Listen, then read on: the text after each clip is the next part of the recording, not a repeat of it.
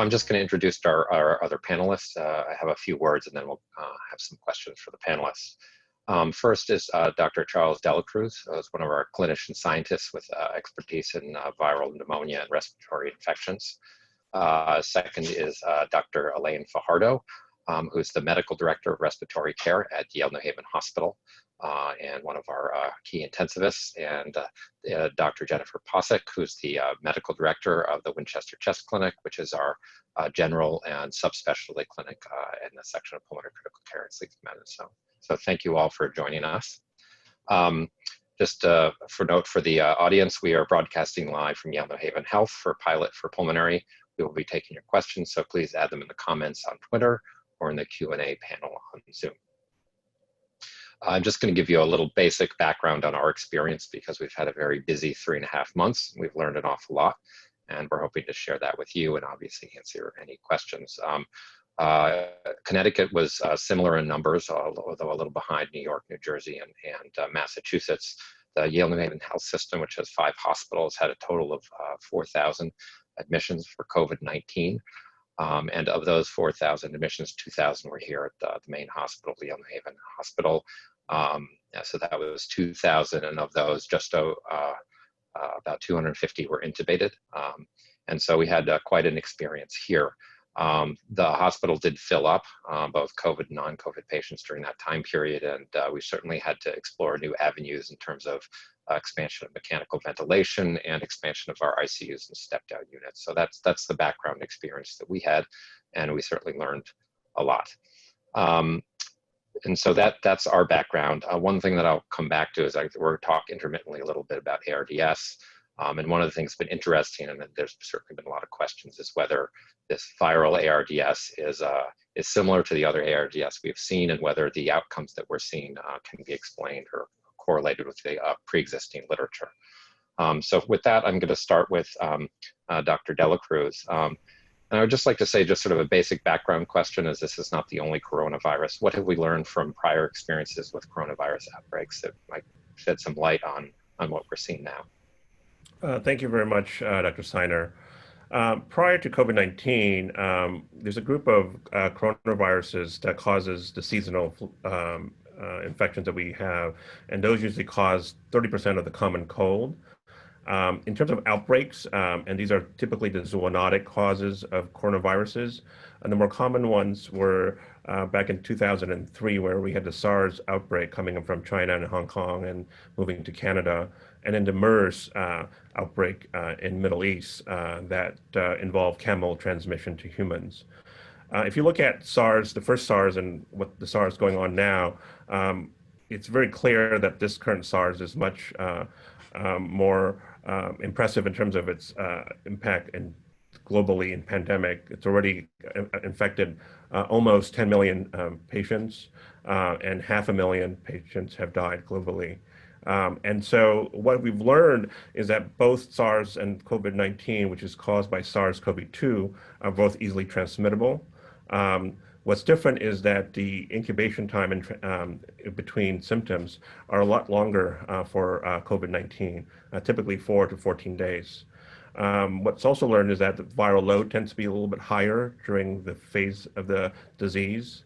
Going back to the first SARS back in 2003, what we learned in terms of pathophysiology is that typically it also causes infections of the respiratory cells, as well as colonic cells and neuronal cells. And we've seen incidents of patients with these kind of symptoms in the GI and the nervous system. It also depresses certain parts of the immune system, but also activates some of the cytokine and chemokine responses. And for some features, it's actually quite similar. In terms of clinically, what we've learned is that patients who get admitted for the first SARS tend to have ARDS, respiratory failure, and some of them have complications such as bacterial infections, multi-organ failures, and shock. And for some of our patients in COVID-19, we've seen this a lot in the ICU setting. Going back to sort of the more basic science aspect of SARS and SARS-CoV-2, a lot of the genomes are very similar between the two.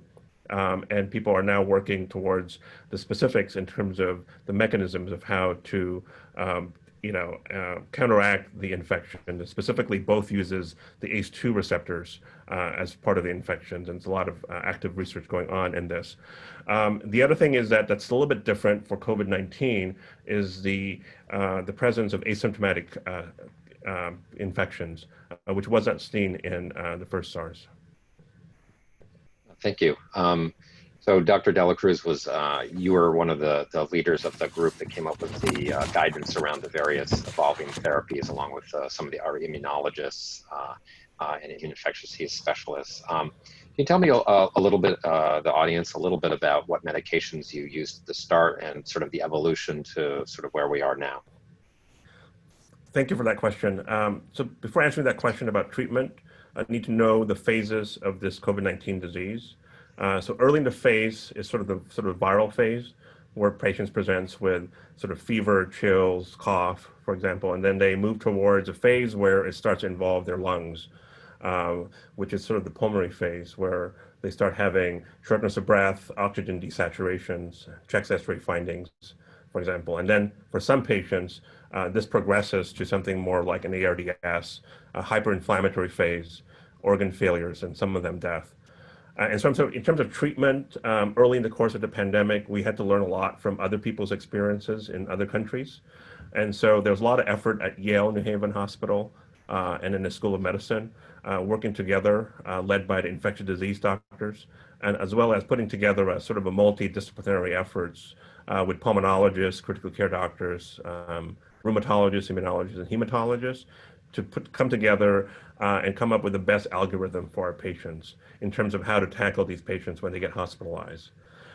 This has also involved sort of COVID-19 stewardship by the pharmacists, looking at what's the medications that are being, sort of suggested through an algorithm, and as well as sort of COVID meetings with the different floors. So specifically about treatment, then early in the course, a lot of antivirals are being thought of. There's things like leponavir and tenofovir that was thought to be important. These are antiretrovirals. Later studies suggested there's no efficacy, and so a lot of places dropped that. There's a lot of talk about hydroxychloroquine, which both have some antiviral and immunomodulation effects. It's kind of controversial because the data has not been as robust. There's some suggest that there's a lot of toxicity in some studies and then no efficacy. Our hospital has used it initially in our course of algorithm, and we have dropped it ever since more studies suggest that there's no efficacy in this use. Later on, there's more studies suggesting that remdesivir, which is an antiviral, has shown to improve sort of time to recovery, and it's the only FDA-approved drug right now for patients who are hospitalized. So the other side is our immunomodulations. These are things that decreases the immune response, such as anti-IL-6 inhibitors. And thought is that maybe people with cytokine storm inflammatory state could benefit from these studies. Currently, our experience, although it's not a randomized control trial, as well as other studies in Italy and other places in the United States, has shown some survival benefit. We are still waiting for the randomized control trial to be there. Lastly, there's a lot of discussions about corticosteroids. Prior to COVID-19, there's a lot of big debate about the role of steroids in viral pneumonias and viral ARDS. In fact, a lot of the studies suggested that there's increased mortality. However, early studies have suggested that steroids in the later phase of the disease might benefit patients. And that's what we've had in our algorithm.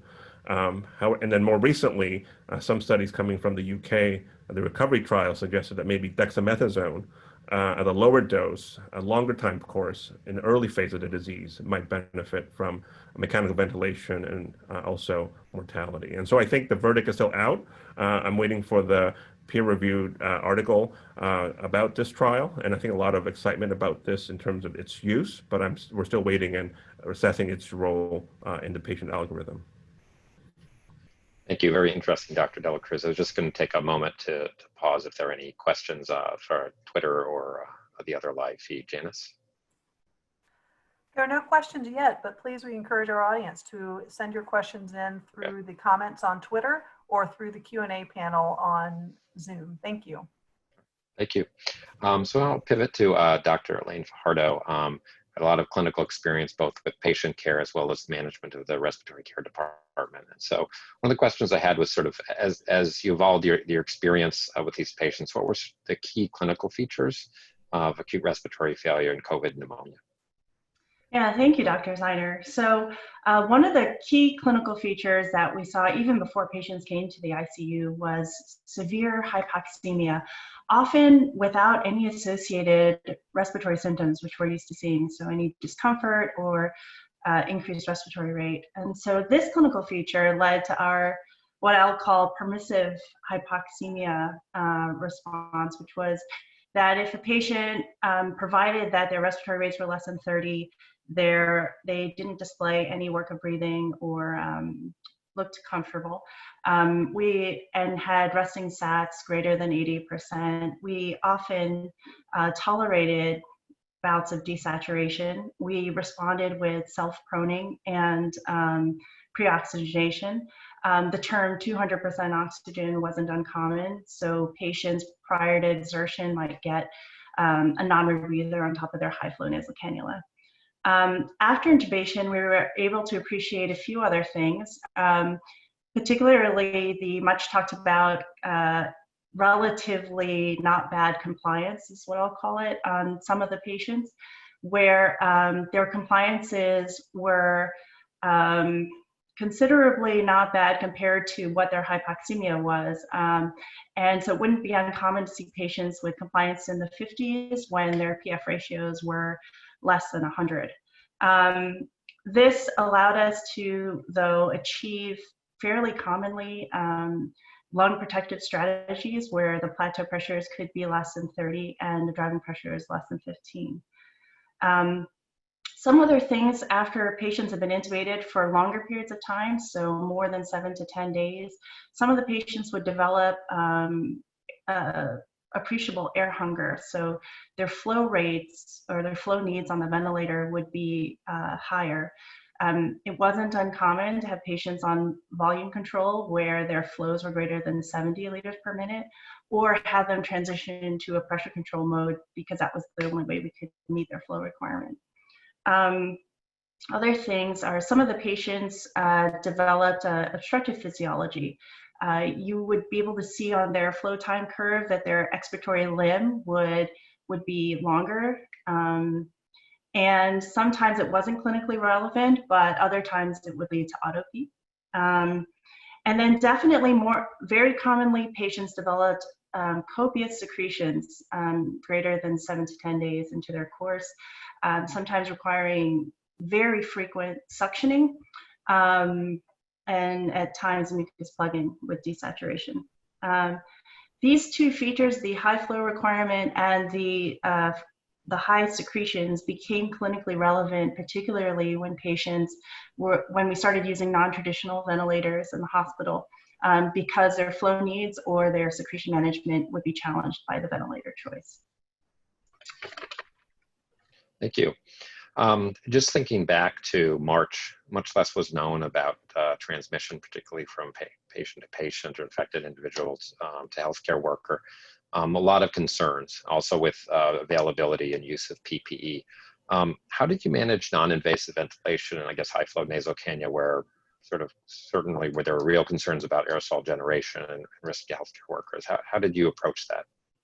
Yeah, so that was definitely an evolving process. So there was a lot of concern at the beginning of the pandemic for healthcare workers' transmission. So we knew we had limited data through simulation models, which suggested that with, for example, nasal cannula, higher flows correlated with increased radius of exhaled air dispersion. So we capped our nasal cannula flow rate to 5 liters per minute, and we transitioned early into non-rebreather masks, which at that time we had similar simulation models which suggested that the dispersion radius was very low with the non-rebreather. For high flow nasal cannula, we also capped our flow to 30 liters per minute. The data around that similarly was limited, but in this case, there wasn't actually a suggestion that there was increased risk with increased flow rates. I would say that we were just being cautious, not really knowing what to expect. As the pandemic went on, we increased our flow rates to 50 liters per minute. We didn't see any increase in healthcare worker transmission. And with that, felt a lot more confident about that change. For BiPAP and CPAP, from the get-go, we did restrict its use, more trying to limit the indications to things that we knew would have a mortality difference even before COVID. So for things like acute exacerbation of COPD or pulmonary edema in COVID patients or patients who just happen to be COVID positive, really limiting their use in mild or moderate ARDS. And that was because we recognized that there was often a lot of mask leak and interface leakage with the BiPAP, and that led us to a lot of concern for aerosolization. So as the pandemic went on, we didn't necessarily miss the use of NIV, so we kept to that. Okay, thank you. I just have a couple of questions here in the Q&A about medications. So I think we'll finish this bit on the respiratory, and then I'll circle back to Dr. Dela Cruz. One more question, or two more questions for you, Dr. Fajardo. What was the bigger picture approach to severe ARDS and respiratory failure? There's a lot of discussion about whether it was the same or different, and really what one should do. Yeah, I would say our treatment of severe ARDS wasn't too far from what we know to be true. So there was some adjustment in terms of the patients were very hypoxemic, so sometimes we'd manage them with a low PEEP titration protocol or a high PEEP titration protocol, always trying to stay within the parameters of minimizing ventilator-induced lung injury. We instituted prone positioning, and usually that was when the PDAF ratio was less than 150.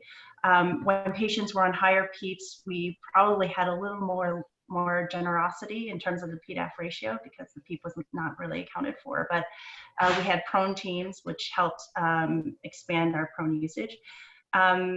We would initiate neuromuscular blockade if patients after proning were unable to achieve adequate oxygenation or ventilation. And then we also had initiated ECMO evaluation, usually at that time. I know the ECMO piece was challenging because the indications for ECMO part depend on one's understanding of the course of the disease, and we of course didn't have that to help make that trade-off. Thank you. And I think the last thing, though I think the concern about this has waned a little bit, certainly in March and earlier in April, there were tremendous concerns in this area about, particularly about a lack of availability for ventilators based on projections and what we knew we had in terms of supplies. What was the hospital and health system approach to sort of mitigating the risk of not having available mechanical ventilators? Yeah, I would say, thankfully, we had some warning that there could be a shortage of these traditional in-hospital ventilators or critical care ventilators. So I think a key thing that we appreciated early on was that not everyone in the ICU necessarily needed what I'll call a critical care ventilator. So as an example, we had Avias or Dragers or PVs, which could be used as a critical care ventilator. But we recognize that people with a subacute disease who'd been in the hospital or had the disease more than 10 days, 2 weeks, didn't necessarily need one of those ventilators. And so we expanded the use to what is traditionally used as home ventilators or transport ventilators. We explored anesthesia ventilators. And even some of our BiPAP machines could use pressure assist control modes.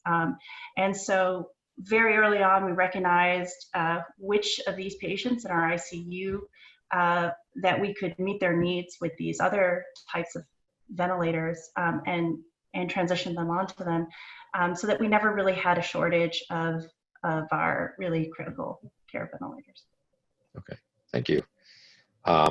So maybe we can turn to some of the questions actually for Dr. Dela Cruz, and that'll be a nice segue then to talk to Dr. Posick about sort of the ambulatory experience in the pulmonary patients. Just reading here from some of the questions, Dr. Dela Cruz. The first question was your thoughts on IL-1 receptor drugs or use of colchicine for that purpose. Yeah, that's actually a very interesting question, and thank you for that. And initially in the pandemic, people thought that there may be some sort of macrophage activating syndrome as part of the hyper-inflammatory cytokine storm process. It hasn't been 100% ruled out yet, but people's experience with the IL-1 blockade has been limited, and some studies have suggested sort of mixed results. A lot of the experience have been more with the anti-IL-6 therapies. But I think we're still waiting for a randomized control trial for the anti-IL-1. The question about colchicine is actually kind of interesting. We know that the colchicine can affect the intracellular mechanisms and trafficking, and specifically, people have thought that the colchicine can affect the inflammasome pathway, which leads to IL-1 increase. So I think the role of colchicine, if you look at the side effects versus its benefit, there's certainly a possibility of its use. In fact, I know there's an investigator here at Yale who's interested in studying that specifically with colchicine. And what's interesting is they're interested in combining that with the next question, I think, that I see, which is the use of statins. I think there are a lot of indications that statins could be protective. We, as an institution, have not added a statin for patients who are not on statins to begin with in terms of therapy. And other institutions, in the setting of clinical trials, have that as part of their regimen. And so I'm kind of excited about the potential trial of the use of colchicine with statins, for example, at our institution for some of our patients with COVID-19. Thank you, Dr. Delacruz. And so a question now for Dr. Fajardo, and I think this has been a question that's come up a lot, is what was your thoughts about the description of the disease by Dr. Gattinoni, where there was a high compliance but hypoxemic population, and how well did our experience fit with that description? I would say definitely we saw quite a few patients, a majority, I would almost venture to say, that had the low elastance or relatively high compliance that was described. I always caution that, the term high compliance, they weren't really high compliance as much as they were better than expected. I mean, it was quite common to have patients with compliance in the 50s, which is unusual in the severe hypoxemia and ARDS that we were seeing. Yeah, so I would just comment on that. We've also looked actually across the health system and tried to sort of categorize the patients, both in terms of outcomes related to compliance. And there seem to be different populations, but we're trying to understand whether that had any impact on outcomes, or is that just sort of some phenotypic variance? Yeah. And it also, we don't know whether that, practically speaking, impacted the outcomes. But yeah, that's been certainly observed. Yeah, and I would say it's also hard to pinpoint exactly what stage in the disease that they were presenting. Right. I mean, we had patients come in quite late in their presentation and others that came earlier. Exactly, and I think that's the other question is a viral pneumonia. I think we often saw it evolve here through various stages, where typically the vast majority of the ARDS we see is fairly established because the patients come in with pneumonia, typically in septic shock, and so already arrives with a pretty substantial pulmonary injury. And so I think that's the other just difference with sort of our typical population. But thank you. I think that was all the questions for the moment. Janice, do you have anything else from Twitter, or should we move on? No, I think this sounds great. Thank you. Okay, thank you. So one thing I just would like to comment on, and then I'll invite Dr. Delacruz to comment as well, is that certainly sort of in both scientific and lay literature, a lot of discussion around increased risk of thrombosis, and although some of it is in pulmonary embolism, and DVT is also concern about arterial thromboses with strokes. And I think ultimately it remains a bit scientifically unclear what is going on. Historically, sort of more garden variety of ARDS, the description has been that there are some microthrombi, and I think, and certainly it's known that there's endothelial injury in ARDS, but how that related to the overall disease process is unclear. Again, that's been observed in this disease, COVID pneumonias, and it's marked, but whether this is just similar or this represents a different disease spectrum is unknown. What is observed here and was published both by a group here at Yale and a group in Italy was that this is most definitely not DIC. The von Willebrand factor is quite elevated, but it's not DIC, and the platelets may be low, but not to the extent that there's obvious platelet destruction as the driver. And so the thinking now is probably this is mostly reflective of a endothelial injury or instability, whether that is from viral infection or the immune response, I think is unclear. But I think that's going to probably inform some of the science going forward. Dr. Delacruz, some of your thoughts either about therapeutic options related to that or how that might connect to the sort of the viral process? Yeah, I think the, in terms of how COVID-19, viral pneumonia, and ARDS impacts endothelium, hasn't been as obvious as what we've seen with COVID-19 compared to other viral infections. So I think see a plausibility in terms of the role of endothelial damages and its impact and leading to maybe thrombosis. As part of the treatment team, we really have been focusing on also how to treat these potential thrombotic events. And one of the things that people have noticed is that patients with elevated D-dimers, especially when people are following them very closely, have instances where they've been diagnosed with clots in different ways. And so the algorithm have adapted to that in sort of a conservative way where we looked at D-dimers less than 5, for example, with the standard anticoagulation prophylaxis for everybody. If it's above D-dimers of 5, the dose is doubled to BID dosing, and then for patients with high suspicion for clots, it is recommended for full anticoagulation. And we actually have been seeing many cases where people with refractory ARDS ended up having pulmonary embolism and other clots. Thank you. Yeah, I mean, this is clearly an area of investigation. There's a randomized controlled trial in the UK looking at a variety of intervention. One of them is clopidogrel. And then there's also a look at dipyramidol, which is antiplatelet, but may also have some stabilizing function with endothelium. So I think there's a lot more to learn there. It's interesting. And maybe just simple anticoagulation is not the entire story, although there's some suggestion from Mount Sinai in New York that maybe the outcomes were better. Thank you. So I think we'll just pivot. This is a lot of the background and the sort of the acute respiratory disease. But we also are pulmonologists and we see outpatients, and Dr. Posick leads that effort. She sees general comprehensive patients, but also spent a lot of time setting up a multidisciplinary post-hospitalization COVID-19 clinic that includes social work, physical therapy, and a sort of broad-based assessment in addition to that. So I think just knowing that the France Foundation and a lot of individuals involved are interested in people with chronic lung disease. Dr. Posick, can you tell a little bit what you've heard from patients with pre-existing lung disease about their concerns and also what their experience was and how you managed some of the issues that came up during the past 3.5 months? Sure, thank you, Dr. Seiner. So looking back to March, the concerns being expressed by our patients were ones that we shared with a relative paucity of information at that point. So concerns about intrinsic vulnerability and decreased reserve in the face of their established lung disease, concerns amongst those who are in chronic immunosuppression about the impact of those medications on the vulnerability to COVID and then potential impact on course should they contract it. And also the other extrapulmonary comorbidities that are commonly seen in association with advanced lung disease. We had been prepared to weather the storm, and thankfully, our clinic population fared better than we had perhaps anticipated.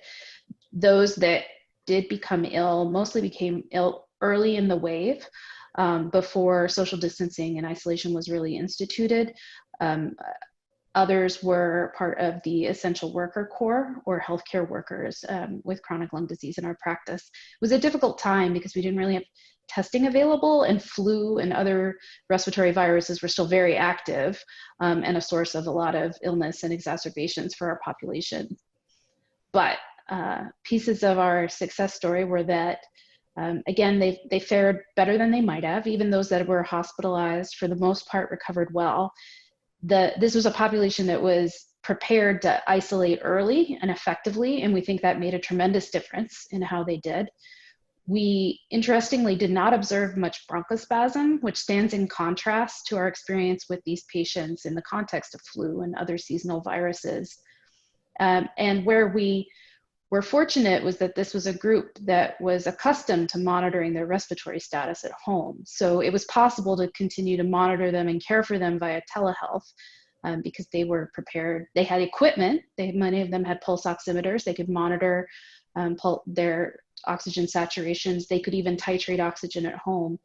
And then as time went on, we were able to leverage the lessons that were being learned inpatient by the rest of our colleagues by keeping more of these patients at home than we might have earlier in the wave, and utilizing tactics like self-proning and to good effect for those that were ill and showing changes in their oxygen saturation. You know, that doesn't by any means mean that we kept everybody out of the hospital, but I think that learning along the way and adapting, we were able to keep a good number of them at home.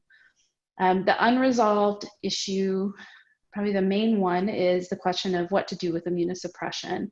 Early on, we did make on case-by-case basis decisions to either attenuate or attempt to discontinue immunosuppression in vulnerable patients who perhaps didn't have significant ongoing needs for that in the moment, but it wasn't clear whether we necessarily altered people's course by doing so. And I think the main retrospective lesson that I wish I could apply was having a greater awareness of guarding against deconditioning in our population overall. I think that's been probably the single greatest impact of pandemic and isolation on patients with chronic lung disease and loss of things like access to pulmonary rehab, is that they've become profoundly deconditioned. Thank you. That's very interesting. Certainly, as you noted, those of us who were more on the inpatient side during the surge were a little surprised actually at the paucity of people with, advanced lung disease, and there were a fair number of people with asthma, but of course it's a bit more prevalent in the population, so it's a little hard to know what to make of that. Okay, and so now taking a step forward to sort of patients after discharge, either from the intensive care unit at the floor after an infection as an outpatient. What was the experience you've heard from patients about experience in the hospital with the disease, and then afterwards, and how are you approaching seeing them sort of in the post-infection period from a pulmonary perspective? Sure. So it's been tremendously enlightening, and we learned something different every week about this population. I mean, again, I want to reinforce that for the most part, people do well, though the path to recovery can be quite protracted and challenging. It's an unusual situation where we have an enormous bolus of a new population of post-critically ill individuals, and not unexpectedly, those who have had ARDS, have had prolonged stays in the ICU and on the mechanical ventilator, have demonstrated significant symptoms of post-ICU syndrome with expected physical, functional, and psychosocial impacts and deficits from that. But what is unique to COVID is the overlay of being ill during a pandemic. So being sick in this way during a time of myriad unknowns about both the acute disease and what to expect in the future, to be ill and isolated from loved ones, to be hospitalized and relatively isolated from care teams, and the additional overlay of substantial economic pressures and social upheaval. It's a difficult time to be sick. And all of this has had significant impact on both acute and recovery from this illness. So, kind of looking away even from the critically ill or the hospitalized population, we see as many of those sorts of patients as we see in post-COVID clinic, we see quite a few people who are not critically ill, who had mild or moderate disease and may have not even been hospitalized at all. And similar to those who were hospitalized, we're seeing people who have profound fatigue and shortness of breath that is outlasting the more acute symptoms of the chest pain and the cough and the fever. There are a whole host of heterogeneous extrapulmonary symptoms that are experienced by patients 30, 60, 90 days out from their acute illness. And Interestingly, I think in contrast to the early phase of presentation where people may be hypoxemic with a paucity of symptoms, we see really profound dyspnea and exertional limitation that is out of proportion to objective data. So in the setting of normal or near normal pulmonary function tests and improved, if not normalized, chest imaging. And we see this particularly in people who were previously young, fit, with no pulmonary disease. So there's clearly more to the picture, and we understand a little bit more about it every week. And no two patients are exactly alike, but there's more to come. Do you have any findings from some of the earlier testing, either cardiopulmonary exercise testing, PFT, or CAT scan? No, it's a bit early, and we don't know where people will be in a year, but any hints at where we may be going with this population? Yeah, so there's the early data from other sites has shown that at time of discharge, the kind of unifying theme of early pulmonary function testing is diffusion impairment. And when you do CT scans or high resolution CT scans on individuals with those impairments, you're likely to find either persistent ground glass opacities or even some early fibrotic changes. It has been impressive that the ground glass opacities have persisted longer than one might have expected with a typical pneumonia or a viral pneumonia. Though we're also finding people who have mild or no pulmonary function impairments and may not have been appreciated to have cardiac dysfunction while in the hospital are subsequently found to have evidence that suggests viral myocarditis contributing symptoms. We have only really had access to pulmonary function testing in the last 4 weeks, and cardiopulmonary exercise testing is the next piece to open. And so that is where we think we're heading with the patients with the most persistent symptoms and unexplained dyspnea to help tease out the rest of this story. Thank you. I mean, I think this is a segue to one of the questions here in the question section, is that very interesting to see, because ultimately, as I alluded to before, there's the epithelial injury with ARDS, which is sort of well described, but there seems to be more of an endothelial component, and whether that's going to play out and whether that ground glass or these diffusing abnormalities represent some element of injury as opposed to persistent infection, which presumably they're not 6 or 8 weeks out. So with that, one of the questions here in the question section, I guess, targeted me, and I can share it with Charles, would be, Dr. Delacruz, would be, there's a comment here about thromboelastograms, or TEG, typically used often for surgical patients, but it can be used to sort of assess anticoagulopathy. And the article that was published by the group at Yale actually did comment on that it seemed to be a platelet and probably more so an endothelial problem than an abnormality in coagulation factors. And that's been fairly well described. And so that, I think, is the rationale for looking at platelet inhibition or stabilizers of the endothelium. But that was quite well described in the sick patients. They were markedly abnormal, and that went along with the abnormal von Willebrand's factor. Any comments about that, Dr. Delacruz? Yeah, and I think that's actually correct in terms of using the TEG findings and then focusing on platelets. And there's a lot of talk. In fact, our algorithm recently have included aspirin as part of the treatment algorithm. Other platelet activating factors are also been considered. It's specifically also with regards to outpatient treatment. There's a lot of discussions about some of these patients upon discharge, what to do with anticoagulation. Prior to COVID, there's been some studies in ARDS alone who have high risks of thrombosis, do get sent home with post-discharge anticoagulation for several months. I think the protocol for that right now, post-COVID, is still being worked out in many different studies. And certainly, I think people who have PEs and documented PEs certainly have those requirements longer term. So hopefully, I think as more studies come out, people need to be wary of these anticoagulations when they get discharged. Thank you.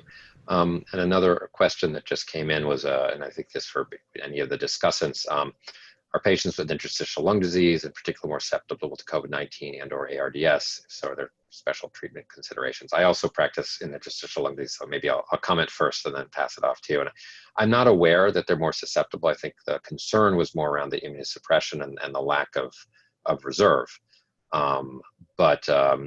You know, again, we don't know at this point because we had very few of the interstitial lung disease patients hospitalized.